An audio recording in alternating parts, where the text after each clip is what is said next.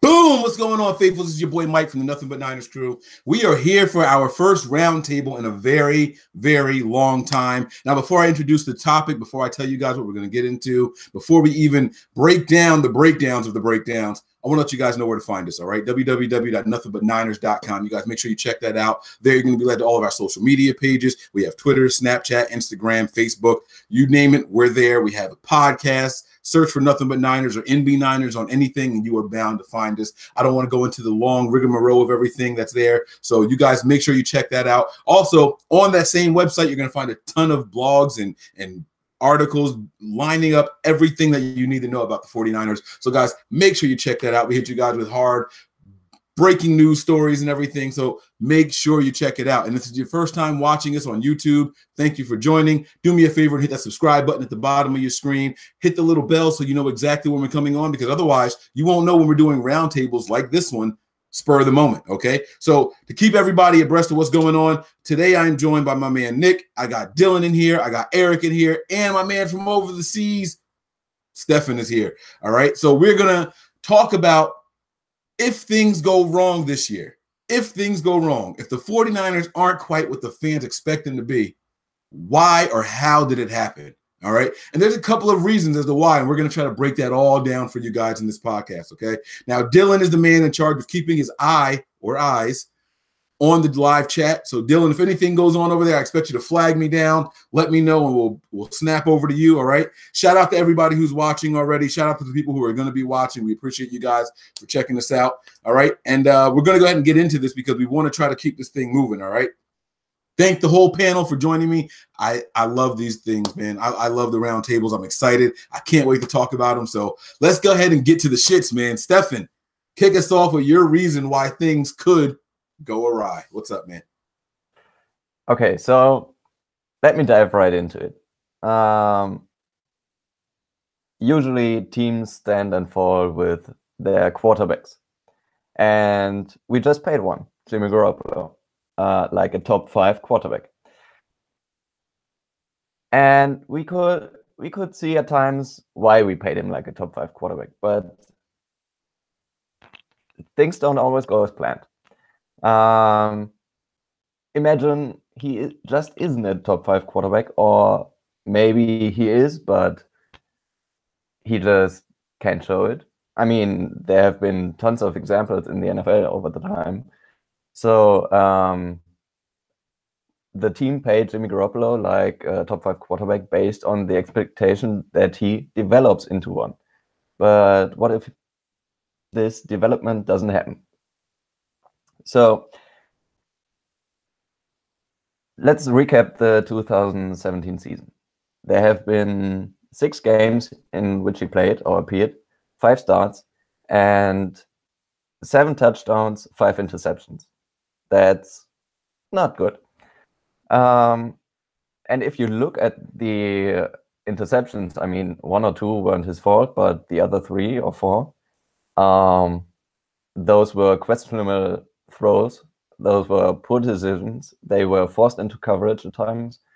Those weren't plays you typically see from a top 5 quarterback. Then Jimmy Garoppolo doesn't always throw his guys open. He's accurate, mostly, but he also has throws where you just scratch your head and think, what the fuck just happened? And then those are throws you don't see from a Tom Brady. You don't see those from an Aaron Rodgers or Andrew Luck. Those are throws you can't even explain. So those are just 2 points, and my list is a little bit longer. His deep ball concerns.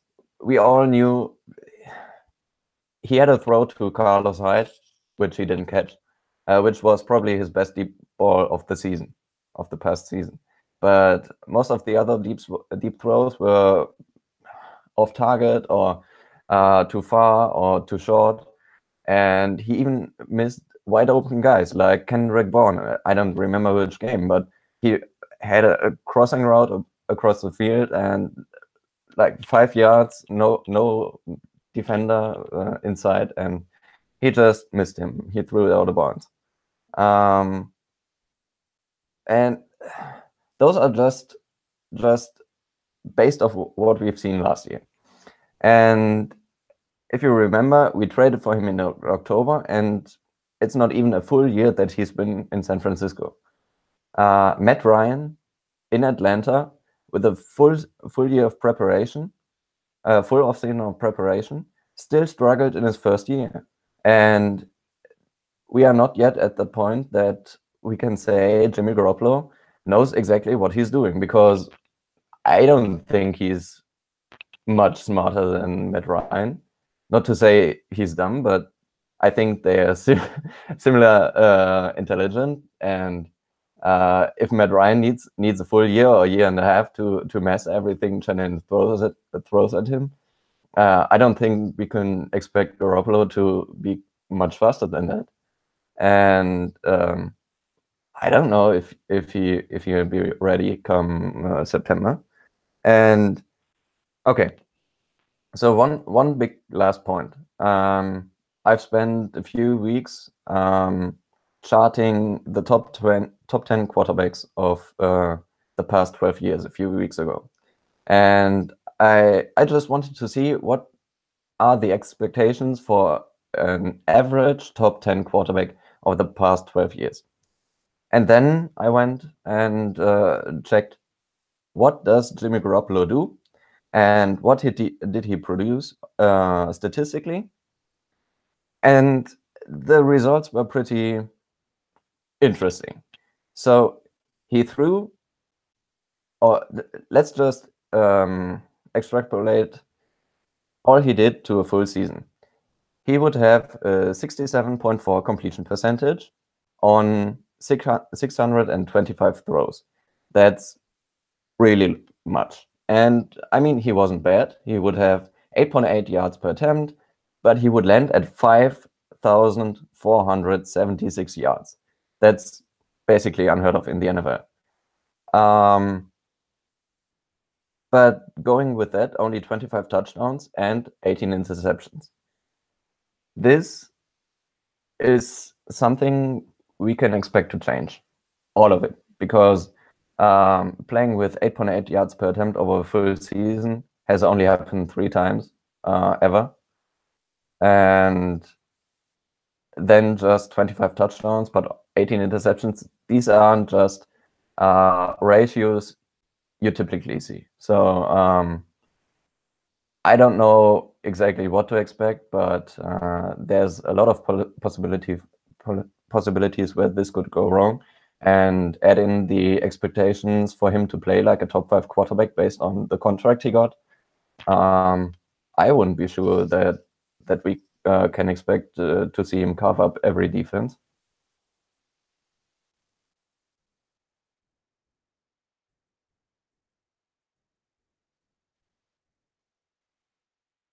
We lost a little bit of mic there, but I know you there?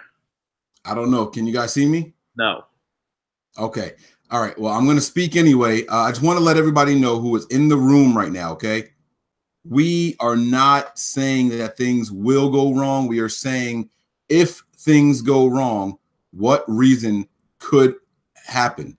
All right. So we don't want anyone saying the Niners are going to be fine, you guys suck because you think the Niners are going to lose. That's not what we're talking about in this podcast. This is a hypothetically, the Niners end up finishing the season with 5 or 6 wins. What the hell went wrong? We're going to attack that now. And Stefan's starting it off with because Jimmy Garoppolo didn't take the next step forward. I think, well, never mind. Go ahead. I'm going to give it back to Dylan so he can go ahead and extrapolate on what Stefan said. Yeah, one of the things that I wanted to hit on is something he said earlier, as in we've seen quarterbacks that were expected to come in and play phenomenally, and then it just doesn't work out. The most recent that I can think of, and it's not exactly the same situation, would be Brock Osweiler. Because, I mean, if you sit here and tell me you didn't think Brock Osweiler was going to be a good quarterback, I won't believe you, because everybody I know and I have ever talked to about it was like, oh, Houston's going to have a good one there. I mean, I honestly thought that Brock Osweiler was going to have a successful time in Houston, and then it just never worked out that way. And looking back on it, there was reasons that we probably should have seen that it didn't work out. And you don't see a lot of that same thing with Jimmy, which is why it's a little bit of a different situation. The only thing I'm saying is Jimmy should go on to play the way we hope for. But if it's not happening, it's not completely out of the question. That's all I have.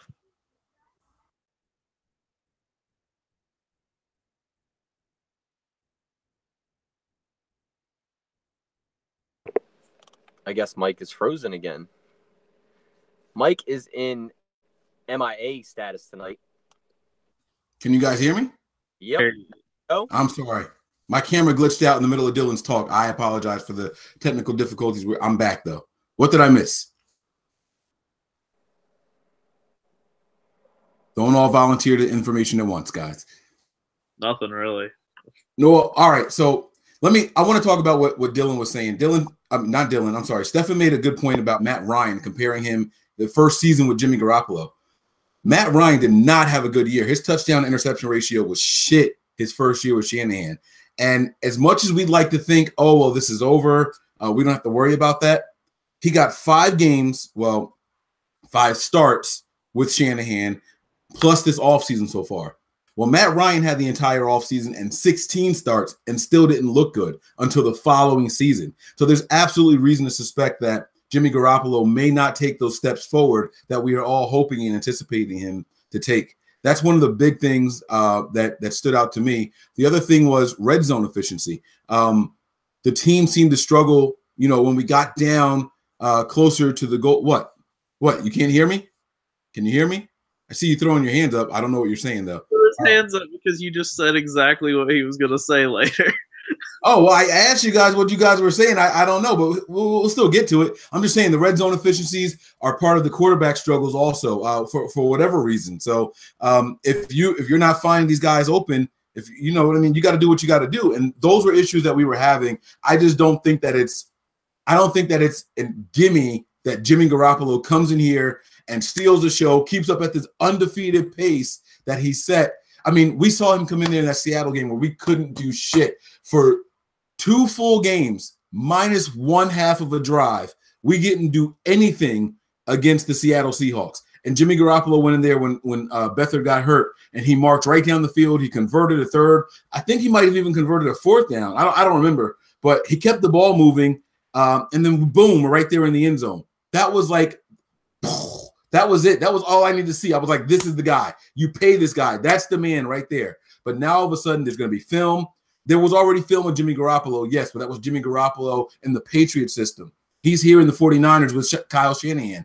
Now there's film. There's going to be more film as the season goes on. It's going to be harder for him to do the things that he does. People are going to start learning what makes Jimmy Garoppolo good and what makes him bad, and they're going to force him to do those things that become the bad guy. And we have to watch out. I think this is time for the sophomore slump. I know he's not 16-plus games in, but this is when it could happen. So that's one of my biggest concerns also, Stefan. I like your reasoning there. Anybody else want to touch on Jimmy Garoppolo and how or why he could possibly fail? No? He's perfect? We're good? All right. We love Jimmy Garoppolo.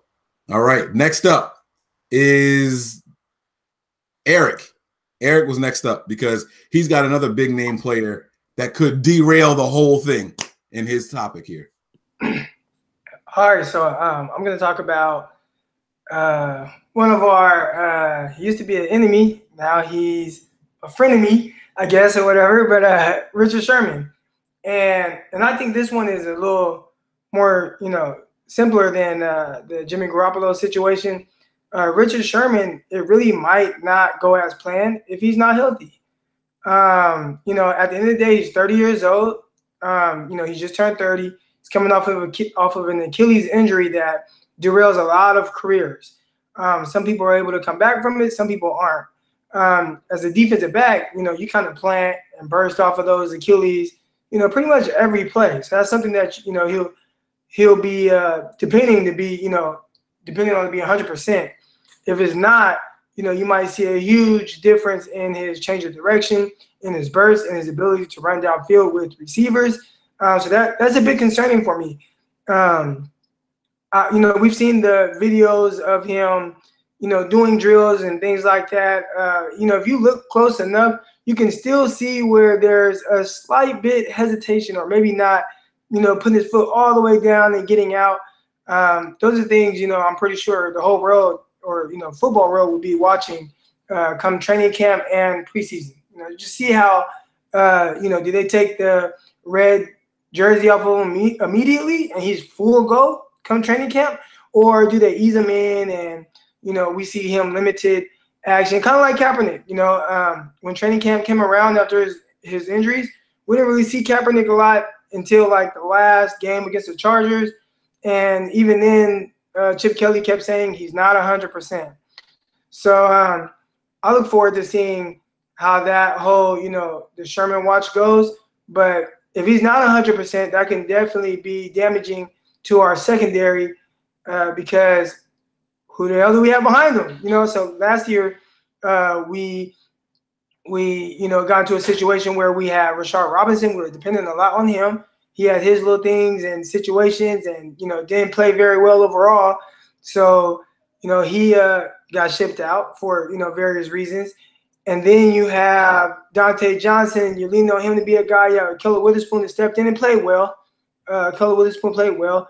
Dante Johnson didn't play well at all. In fact, they tried to bench him, and his backups were so bad that they had to put him back in the game. So, those are situations where you hope are behind us. But if Richard Sherman isn't 100%, now we are depending on Powell. Oh, gosh. 1 second, y'all. This is something that I can't wait for Eric to come back for, because as I want to get his perspective on something, you guys let me know if you're thinking the same thing. We saw these videos of Richard Sherman out there running around doing his little drills on the field. I don't know what those drills mean, but I want to know if he looked good doing them through the eyes of another DB, someone who's been there and done that. You know what I mean? So I watch these guys running and cutting and stepping and stopping and all that stuff, but it's planned. Is that quite the same as reacting to a player who is breaking and turning? So that's what I want to ask Eric about. We saw all these videos with Richard Sherman, backpedaling and things like that, and he was running and he was shadowing a DB. He wasn't shadowing a wide receiver and things like that. I think it was a Kello he was going against and shadowing and all that. And it looks good to us, to the untrained eye. But I want to get Eric's perspective on this to see he's back. I want to get Eric's perspective on it. When we saw those videos that you mentioned, did he actually look good, or was that just something that they threw out there to try to calm the fan base down? Yeah, no, he looked good. I think if you're looking at like just his progression, I think he's on the right track. It's not like he's like limping around or anything like that. It's just like, just little movements where it's probably to be expected when he's only, 6 or 7 months removed from the actual injury. I think you have to look at it like, okay, where will he be in the next month or two? And if he's still kind of a little bit timid to, get in and out of a break or whatever, which it wasn't a whole lot of him being timid, but just little steps here and there. You can see he's not quite 100%.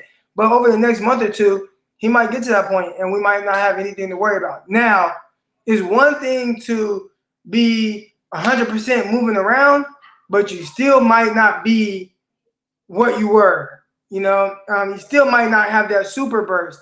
I can teach Dylan how to go through cones and do drills and look super fluid, but it's a whole another dynamic trying to cover Marquise Goodwin and be able to turn and run with him and sit down and get in and out of your breaks.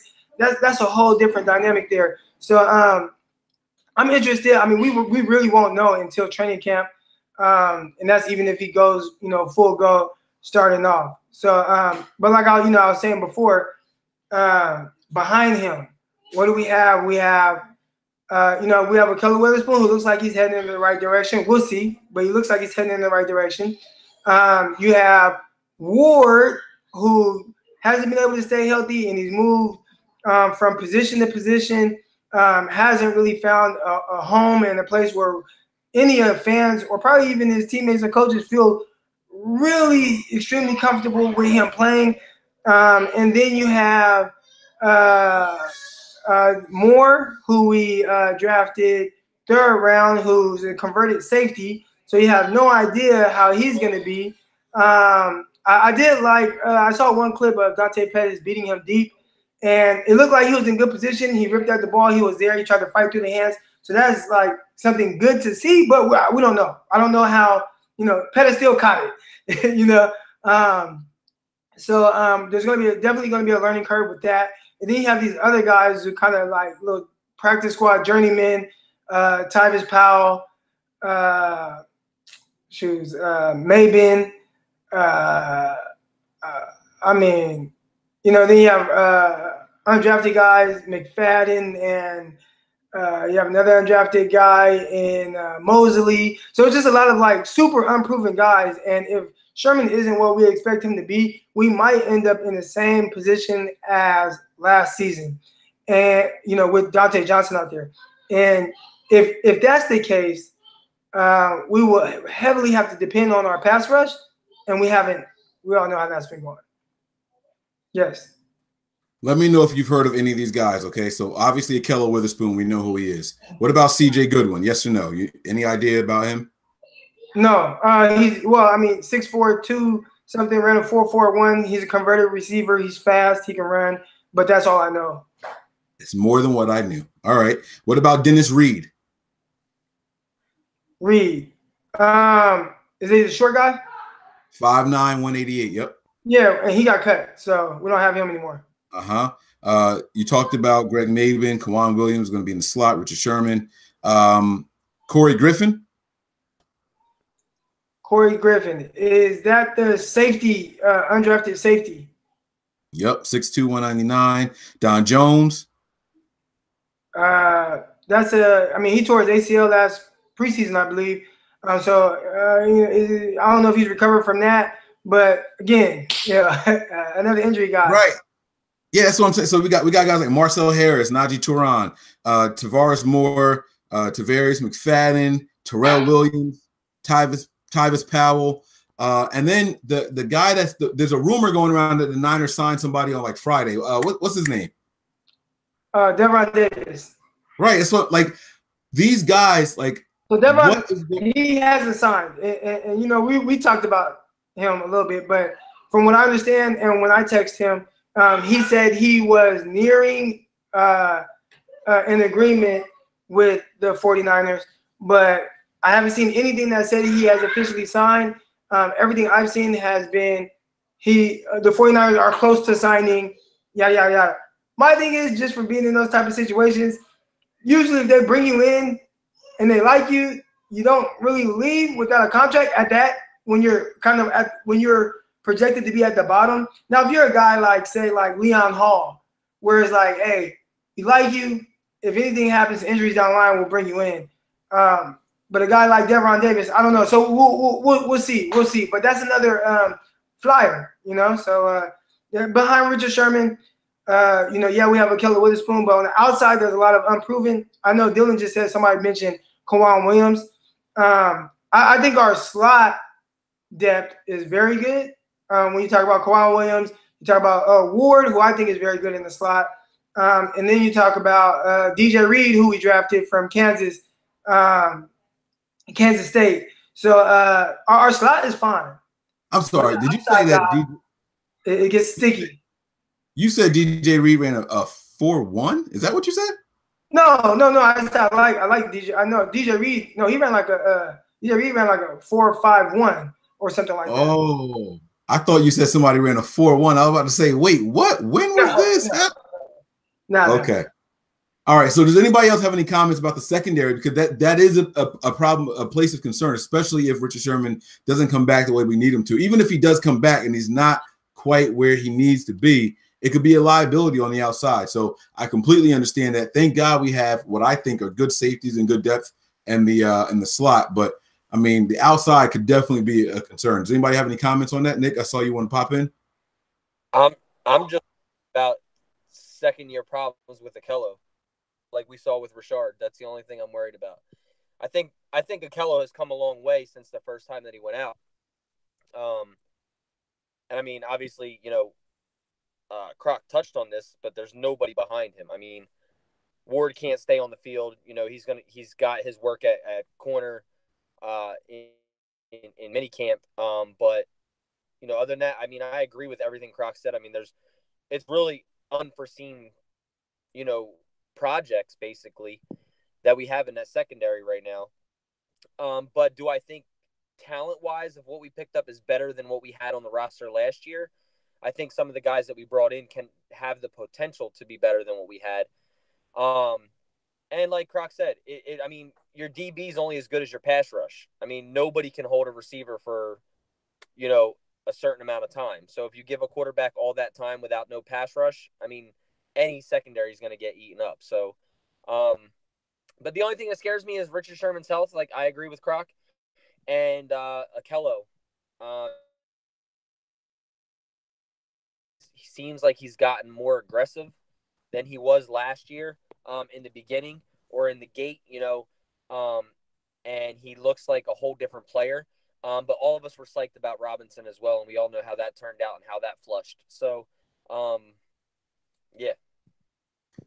You bring up a really, really good point, because you couldn't tell me that with Rashard Robinson coming in, I knew number one wide receivers were locked down. Like, coming off of his rookie season, and I was like, yo, this year we are good. Like, Robinson's cool. We got to find somebody for the other side, man. I was hyped. I was ready to go, and then just gone. Like, there was nothing. I didn't know what to expect. Go ahead. I see you.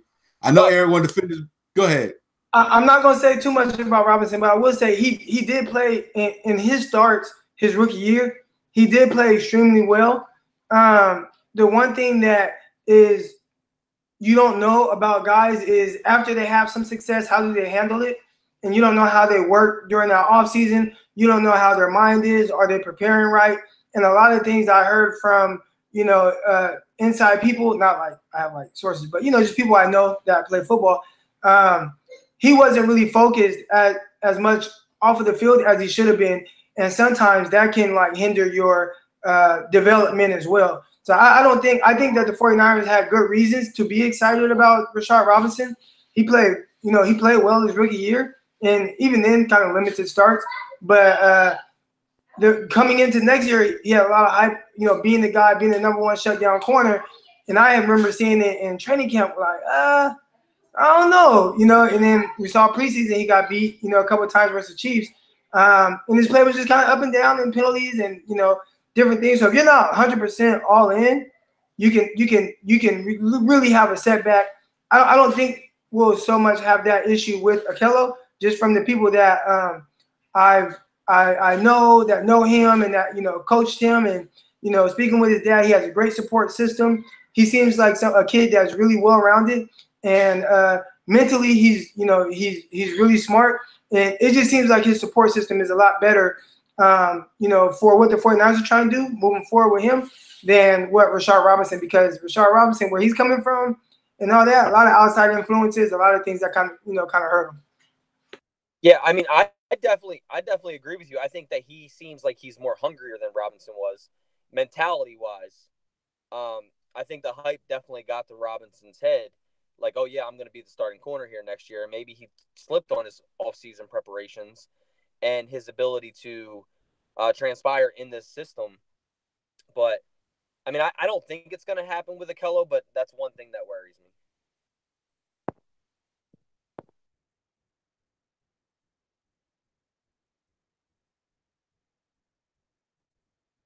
What we're going to do now is we're going to move on to the next segment, and this is going to be by Dylan, or not segment, but section of what could go wrong. We're going to see what people have to say also, but I want to hear from Dylan, man. What's your where things could go wrong? Where could shit hit the fan for the 49ers? I'm going to keep mine short and to the point, because we've run a little bit longer on some of those than we meant to. But for sure, everything we've said has a possibility of happening. And if you guys watch us regularly, you saw our last debate day that me and Mike did, where I talked about a little bit of our O-line problems in general. And I potentially see that as an area where we could struggle and end up causing a lot of problems, because honestly, we didn't do that much to help ourselves on the O-line. Injuries is, of course, a huge thing, especially with that O-line.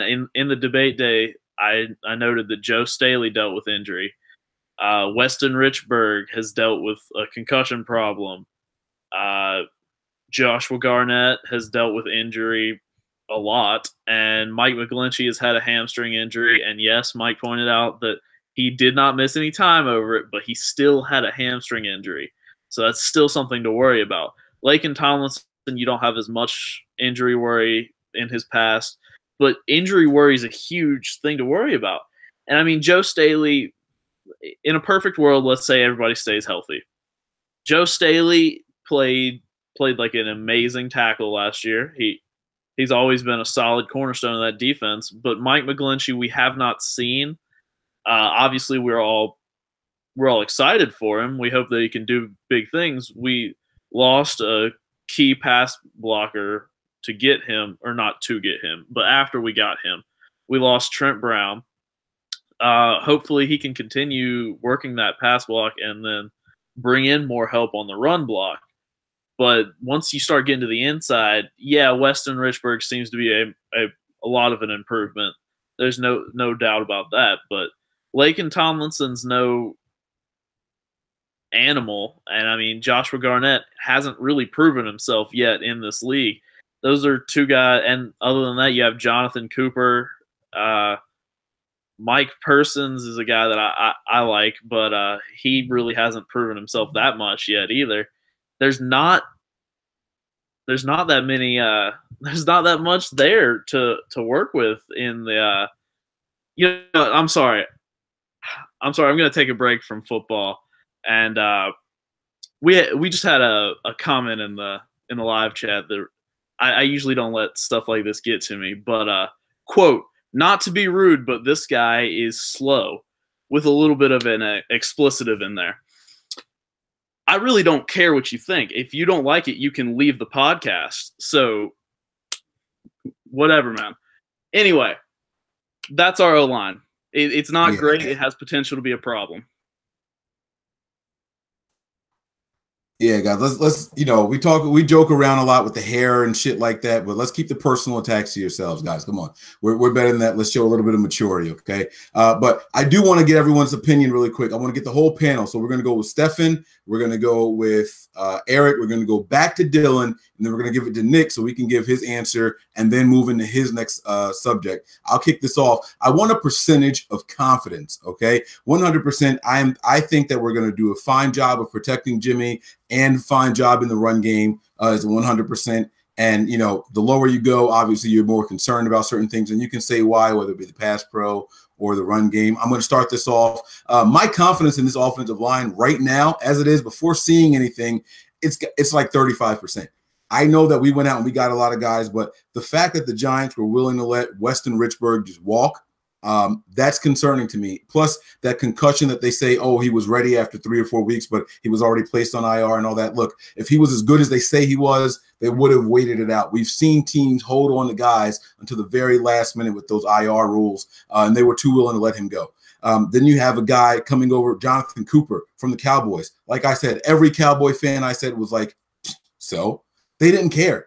They didn't care at all. And then you have Mike McGlinchey, who was never taken a professional snap. And, I try not to hold something like that against rookies. I really, really try not to hold that against them. But we've seen offensive linemen drafted in the top 10 just completely flame out. And I'm not saying that's going to happen here, but we have to see them do something at this level in order to inspire any kind of confidence. I mean, it's just not a gimme, especially at the tackle position. Plus, he's going from the left side to the right side, and people can try to downplay it and say, oh, it's not a big deal, not a big deal. I've seen Andy Reid do the same thing with players moving from one side to the other, and it did not work out in their favor. And then you add all of that together, and these are the guys that are going to be playing and starting together. There is zero cohesiveness right now. This team has no chemistry in the offensive line. So my personal percentage is at 35%. I'm going to leave it at that. Stefan, what's your number, man?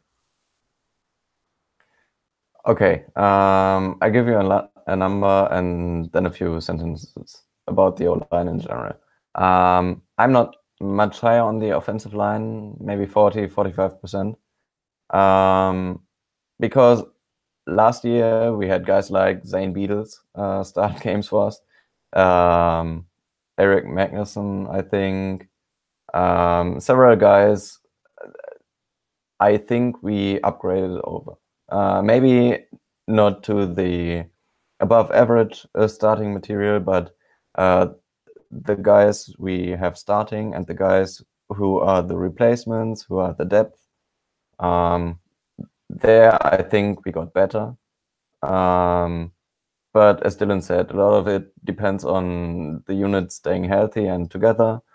And yeah, but what gives me confidence a little bit is that I have a high opinion of Weston Richburg. He's really athletic, and I think if he gets the mental side down of playing in a Shanahan scheme, in the zone blocking scheme, the center is what makes the offensive line go. We've seen it with Alex Mack in Atlanta, and having him in the middle and two athletic guys on the outside as tackles in Joe Staley and Mike McGlinchey. If those three spots can be any good, and I think they have a good chance of being, the guards are the least important of those five guys. So I think our three best positions are the positions we need to be the best. So I'm a little bit higher on the offensive line in general than you, Mike.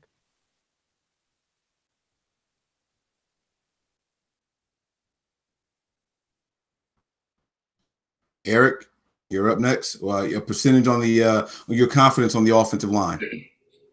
Yeah, I'm at about, I'd say about 70%, and this is why. I do think that, you know, just with the guys that they add, yes, unproven guys. But Richburg, with what I've seen, even in those 4 games and kind of different stats I've seen from PFF and things like that, looks like he has a pretty good run and pass grade. Shanahan's system, from what I understand, if you have a really good center, it makes the jobs easier for the guards. I hear that the guards aren't as important as the center. I'm not an O-line guy. This is just things I read. The center is the most important person.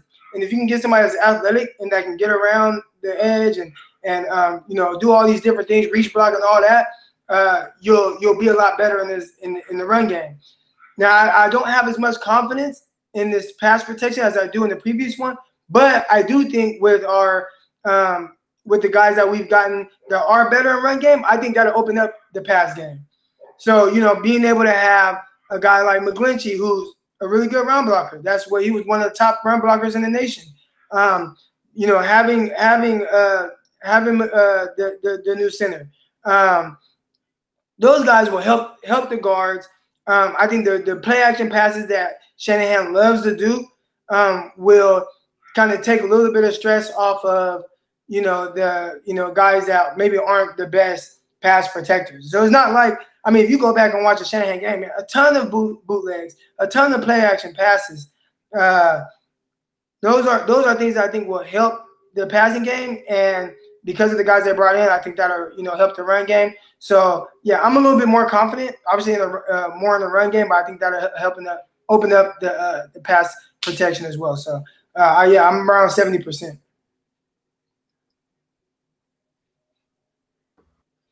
All right, I like that, and we're gonna end it with Nick. By the way, I see the comments in there, people saying I think this offensive line is gonna be better than what we had last year. I think we all assume, and hope that, but we flat out just don't know. It's not a guarantee. I'm sorry, you guys are seeing a black screen right now. My camera's acting up. But Nick, give us a percentage, and then move it into you're gonna have a final thought on how or why things could go awry for the 49ers this year. All right, so I agree with Croc. I think I'm about at 65, 70%. And my reasoning is because of this Kyle Shanahan system. So the Kyle Shanahan system is basically trying to get rid of the ball quickly. What we added in running back depth this year is backs that are able to get into open space and be able to catch those quick passes, those screens, those slants, those types of out of the backfield type of throws. But the reason that I give this offensive line that much more percentage is because the ability to have the athletic ability to get into the secondary, into the second step. So You see Mike McGlinchey, you've seen Weston Richburg, you watch tape on these guys, and they're getting to the second level. The ability to get out and block these guys, I think will be better than what we had on our team last year.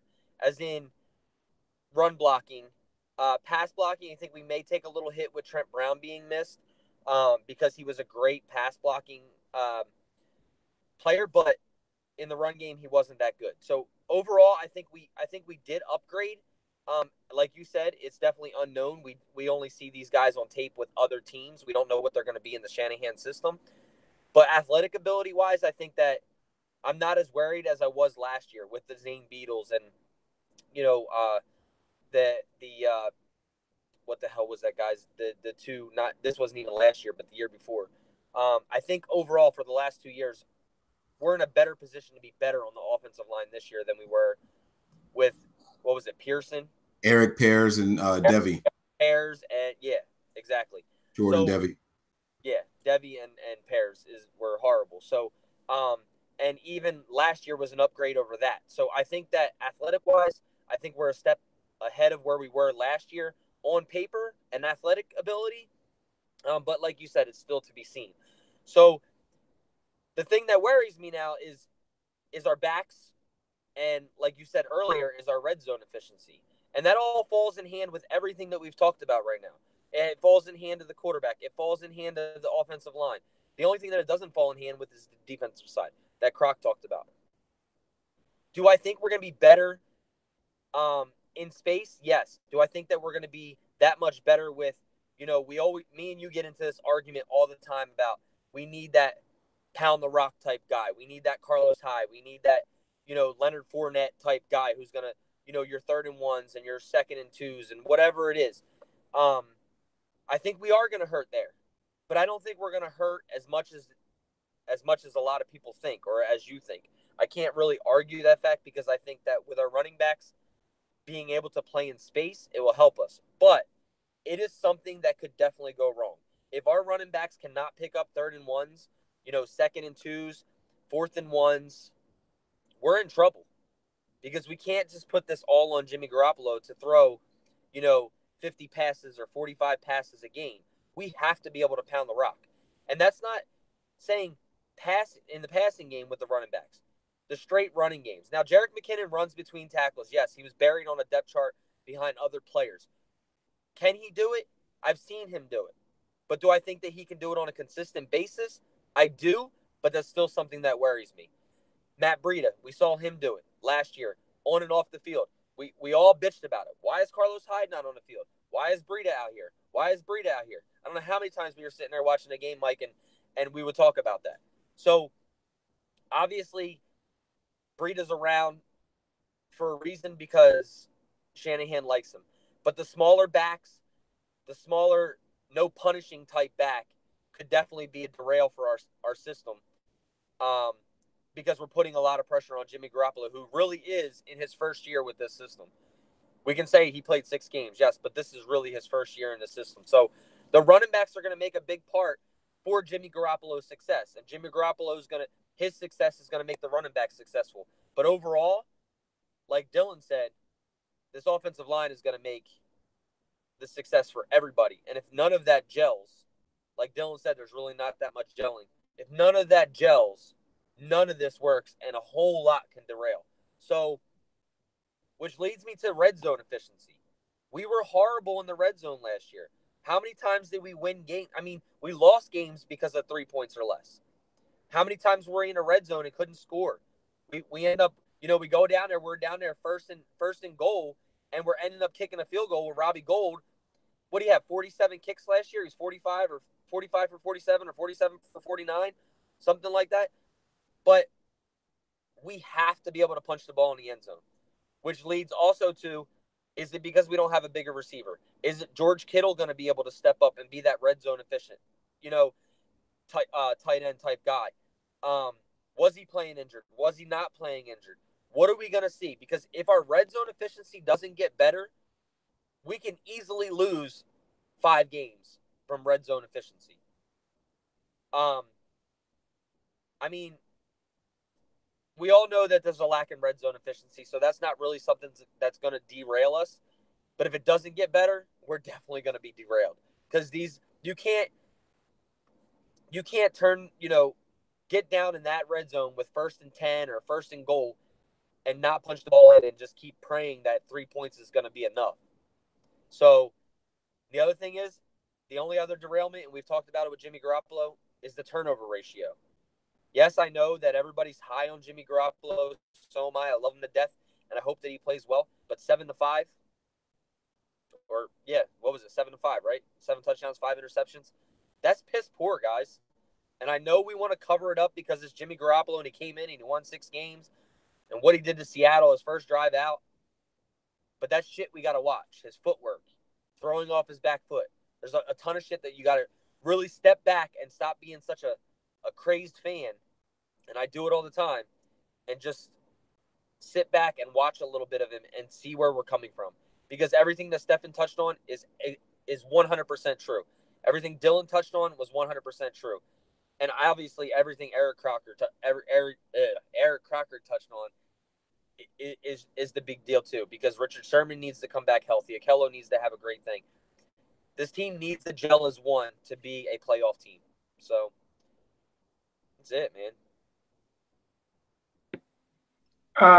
So one thing I just wanted to touch on when you were talking about the touchdown to interception ratio, and just if you guys know I'm a little more optimistic, but I will say this: to have a higher touchdown or a better touchdown to interception ratio, you need better players out there on the field. So what I'm saying, we were missing Pierre Garçon. Everybody knows I like Kendrick Bourne a lot, but they depended on him. They targeted Kendrick Bourne a lot in the red zone, 0 touchdowns. And now you can say, okay, hopefully those guys get better. The rookie guys, Taylor, Bourne, hopefully they get better from year 1 to year 2, and you get Garçon back, and maybe that'll help. But at the end of the day, you want a better touchdown to interception ratio. You just need better guys on the field as well. I do think McKinnon in the passing game will help that. But again, we don't. There's a lot of unknown. But I was just answering your question about the touchdown interception ratio. I don't think it's as much on Jimmy Garoppolo as it is on receivers. Need to do a little bit better, getting open, catching fades, those type of things. We saw Carlos Hyde. Stewart touched on it. The Carlos Hyde drop that should have been a touchdown. You have a little bit better player there. Maybe McKinnon, who's better in the open field, downfield catching the ball. That's a touchdown. And we're not talking about the deep ball deficiencies and things like that. So at the end of the day, you need better players, and hopefully our guys just get better from year 1 to year 2. Not just rookie guys, but just guys in the system as well. And getting Garçon back should help.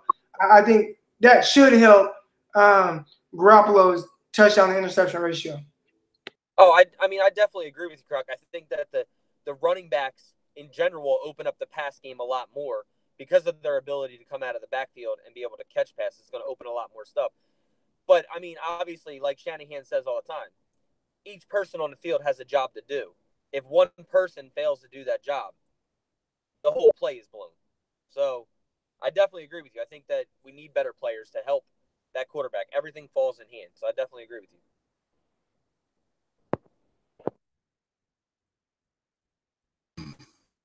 All right, so I did have a subject that I wanted to bring up, but we're pressed on time, so I want to wrap this thing up. It does talk about something that Nick and Eric both touched on at the end there, and it was about the roster. What if the GM just didn't do a good job in the draft these last couple of years in the acquisitions? We were going through offensive linemen like people go through underwear. I mean, it's you're sweating outside, you go home, you shower, those underwear are gone. And we were just running through guys. We were picking up guys off the street left and right. I think it was as late as week 14, we were still picking up defensive linemen, right? I asked the guys before we started, just how many guys did they purposely bring in before the season started for the defensive line help? What about the secondary? What about offensive linemen? It's kind of a makeshift team that we're dealing with here. Someone goes down, we grab somebody off the streets and hope for the best. And it worked out for us in some cases. We saw Sheldon Day come in here and look pretty good when he got his time, but it's not always going to be the case. Like Eric said, what if this roster isn't good enough? And that's what my biggest concern is overall with things that could set this team back. What if this roster just doesn't quite cut it? it remains to be seen. I know that it's kind of a bland and blanketed statement there. It's very generic, but just what if? I look at 3 teams in the last couple of years. I think in the last 3 seasons, these 3 teams have had my favorite draft so far. Jacksonville Jaguars, the Atlanta Falcons, and the Tennessee Titans. Those drafts have been phenomenal, in my opinion. Now, those teams have also taken significant steps forward, but those 3 teams, and even the Bengals. The Bengals have had some pretty good drafts on paper anyway. Doesn't mean that the scheme is right and everything like that, but that was my biggest concern here. So I want to wrap it up. I'm not going to toss it back to you guys. We're going to watch out for the roster. We're going to watch out for Jimmy Garoppolo. We're going to watch out for that secondary. We're going to watch out for the offensive line, and we're going to watch out for the run game, guys. That's going to be it. You guys, thank you guys for tuning in. Anybody want to leave them with anything before we get out of here? Dylan, any last words, man? Nope, Dylan's good. Eric, what about you, man? Anything you want to say before we get out of here? Thumbs up. And what about you, Stefan? You good? Yeah, one last thing. My man. Yeah. Before you guys go, make sure to check out the season schedule we designed from Nothing But Niners. Took some work to finish it, but it's finally ready. So if you guys are still looking for a desktop background for your laptop or for your home computer, just go to our website, nothingbutniners.com. You'll find the download link there, and you can have it in full HD or 4K depending on your screen resolution. And I think it ended up being pretty well. So I hope you guys like it, and make sure you download it. Yeah, we posted it from the Twitter account. I believe it was even posted on the Facebook, but don't click that image and save it, because that is not the HD copy of it. In order to get the full resolution, you guys have to go to nothingbutniners.com, where you will see the links there to download it in the full resolution. I mean, you can put that in the background. If you have a smart TV, you can put it in the background of your smart TV. Who knew that TVs had backgrounds like that, right? But there are sleepers and screensavers, so you guys check that out, all right? I'm going to get up out of here. You guys be safe. As I always leave you guys 2 things. Faithful unite, and above all else, stay faithful. We out of here. Peace.